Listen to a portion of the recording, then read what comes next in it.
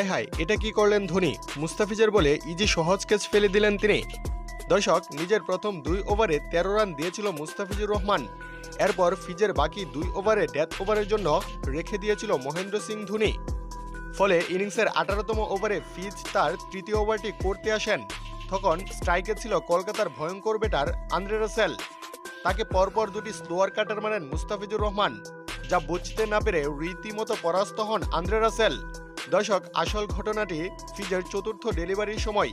ফিজের চতুর্থ বলটিতে আউট হয়ে যেত আন্দ্রে রাসেল, যদি কিনা ধোনির মতো অভিজ্ঞ উইকেট কিপার ইজি ক্যাচটি ছেড়ে না দিতেন। দুর্দান্ত একটি স্লোয়ার কাটার মারেন মুস্তাফিজ, যা রাসেলের ব্যাটের কানায় লেগে চলে যায় পিছনে ধোনির কাছে। ধোনি একটু সিরিয়াসভাবে ড্রাইভ দিলেই সহজ ক্যাচটি লুফে নিতে পারতেন তিনি। ফলে মুস্তাফিজকে রাগ জানতে দেখা যায় ধোনির উপর।